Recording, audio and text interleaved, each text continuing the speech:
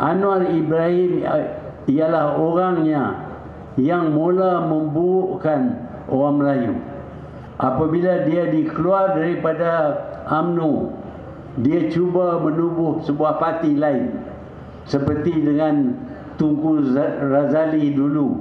Apabila dia terkeluar daripada UMNO, dia tubuh Parti Semangat 46, Parti Orang Melayu. Anwar pun cuba nak tubuh Parti Orang Melayu, tetapi orang Melayu tolak Anwar bulat-bulat, tak nak dia. Dengan kerana itu dia pergi kepada bukan Melayu dan dia tuduh orang Melayu ini racist. Orang Melayu ini teruk perkauman mereka. Mereka tidak terima orang Cina, orang India. Ini semua cara Anwar nak dapat sokongan daripada orang Cina dan orang India, dan ada sebahagian daripada orang Melayu pun turut juga. Tetapi parti yang ditubuh olehnya, Parti Keadilan, tidak pernah menang. Sebaliknya, Keadilan bersama dengan parti-parti lain yang bersama dengan Keadilan kalah dalam tiap satu pilihan raya yang diadakan di Malaysia ini. Jadi inilah Anwar Ibrahim yang mula menuduh bahawa orang Melayu ini racist, perkauman yang kuat. Sebab itu mereka menubuh UMNO. Tetapi dia adalah multiracial, berbilang bangsa, dan dia kata apabila orang Melayu bercakap sikit berkenaan dengan masalah orang Melayu, maka kita dituduh sebagai racist, sebagai keutamaan kepada orang Melayu saja. Ini tidak benar. Orang bukan Melayu pun dapat banyak juga daripada kerajaan Melayu.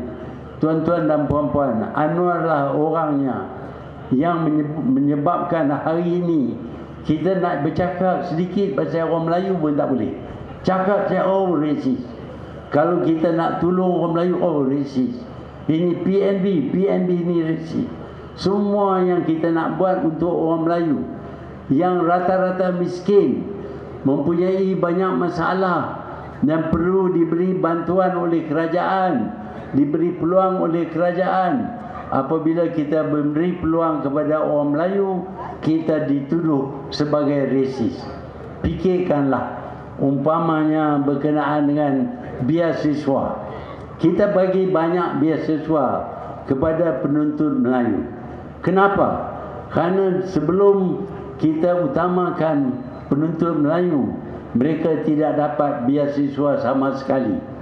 Di masa saya dapat beasiswa di zaman British dulu, cuma 7 orang saja anak Melayu yang dapat beasiswa, dapat pergi ke universiti di Singapura. 70 orang lagi adalah bukan Melayu, kerana mereka mempunyai wang yang cukup untuk hantar anak mereka ke universiti. Sehingga sekarang ini pun, walaupun kita memberi lebih banyak beasiswa kepada anak Melayu, tetapi bilangan bukan Melayu masih lebih daripada Melayu. Kalau kita tak bagi keutamaan kepada anak Melayu, maka bilangan mereka akan kurang lagi dan kita tak akan dapat kemajuan. Tidak akan ada anak Melayu yang menjadi lawyer seperti yang kita lihat di belakang ini, lawyer dan sebagainya, lawyer, doktor. Di waktu saya lulus sebagai doktor pada tahun 1954, siapa ada yang beranak pada tahun itu? 1954 saya jadi doktor. Pada masa itu dalam 100 doktor di Malaysia cuma 2 orang saja Melayu. 2 orang saja Melayu. Tetapi selepas kita adakan dasar ekonomi baru dan kita beri banyak beasiswa kepada anak Melayu. Hari ini daripada 100 doktor di Malaysia, 40 adalah Melayu.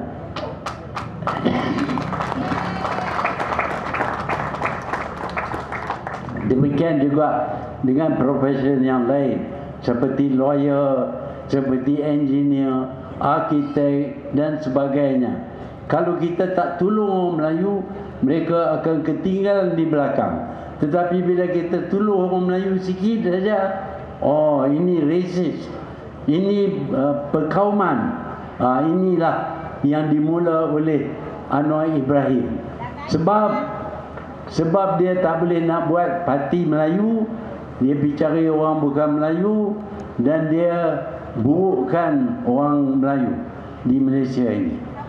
Sehingga sekarang ini orang Melayu tak ikut Anwar. Sebab itu dia perlu kepada Parti Bersatu untuk nak dapat sokongan daripada orang Melayu. Hanya apabila orang Melayu dalam pilihan raya yang ke-14 memberi sokongan kepada Pakatan Harapan, barulah Pakatan Harapan mencapai kemenangan. Buat kali pertama